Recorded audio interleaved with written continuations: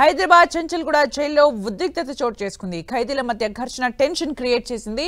ఈ ఘర్షణలో ములాఖాత్ రూమ్ అద్దాలు ధ్వంసమయ్యాయి. ఖైదీ జాబరీపై మరో ఖైదీ దస్తగిరి దాడి చేశాడు. జాబరీకి తీవ్ర గాయాలు కాగా హాస్పిటల్కు తరలించారు. అయితే రౌడీ షీటర్లైన దస్తగిరి, జాబరీ మధ్య పాత కక్షలున్నట్టు తెలుస్తోంది. మరిన్ని అప్డేట్స్ మా ప్రతినిధి కిరణ్ అందిస్తారు. కిరణ్.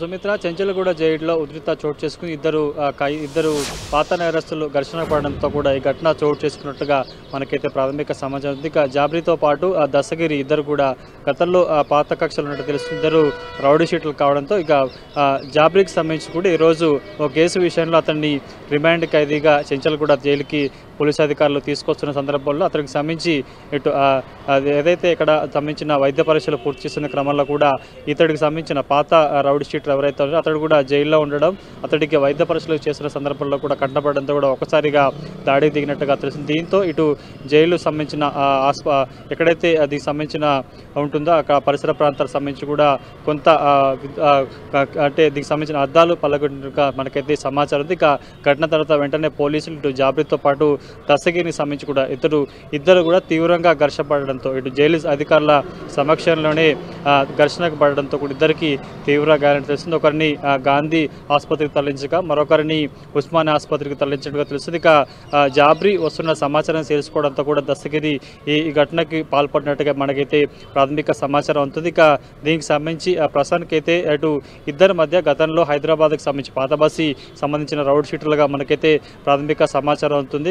ఎప్పటి నుంచో ఇటు జాబరీకి సంబంధించి కూడా అతని మీద కొంత కక్ష పెట్టుకున్నట్లుగా మనకైతే సమాచారం ఉంది. కాబట్టి ఇటు జైలు అధికారుల సమక్షంలోనే ఈ ఘర్షణ చోటు చేసుకోవడంతో ఏమంటే దీనికి సంబంధించిన జైలు అధికారులు కూడా వెంటనే ఇద్దరికి తీవ్ర గాయాలు కావడంతో ఒకరిని గాంధీతో పాటు మరొకరిని ఉస్మానియాకి తరలించినట్టు కొంత సమాచారం ఉంది. కాబట్టి ఇందులో ఎవరైనా పరిస్థితి విషమంగా ఉందా ఏంటి, ఎందుకంటే ఒక ఖైదీని రిమాండ్ ఖైదీని జైల్లోకి తీసుకొచ్చినప్పుడు కూడా కొంత అతడికి బందోబస్తు ఉంటుంది, కొంత ప్రొసీజర్ పూర్తి చేయాల్సిన అవసరం ఉన్న నేపథ్యంలో ఇటు దస్తగిరి అతడికి ఎక్కడ కంటపడ్డాడు ఏంటి అంత బందోబస్తు లేకుండా లోపల ఒక ఖైదీ రిమాండ్ ఖైదీకి సంబంధించిన ప్రొసీజర్ పూర్తి చేస్తున్న సందర్భంలో ఆ జైల్లో ఉన్న మరో ఖైదీ వచ్చి ఆ దాడి ఘటనకు సంబంధించి కూడా ప్రస్తుతానికైతే పోలీసు వర్గాలు ఈ ఘటనకు సంబంధించి కూడా కొంత లోతైన ఎంక్వైరీ చేస్తున్నట్టుగా మనకైతే సమాచారం ఉంది. ఇద్దరు ఖైదీలను కూడా వేరు ఆసుపత్రికి తరలించినట్టుగా మనకైతే ప్రాథమిక సమాచారం అందుతుంది. సుమిత్ర, అంటే ఇప్పుడు ఇద్దరు ఖైదీలు కూడా ఏ కేసెస్లో ఉన్నారో అన్న విషయంపైన ఏమైనా క్లారిటీ ఉందా Kiran?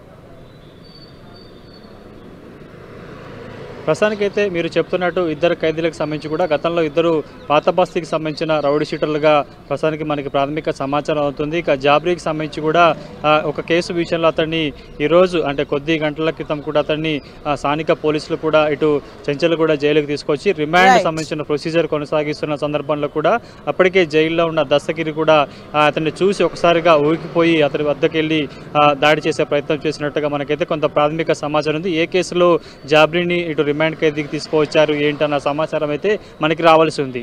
Thank you Kiran for the updates.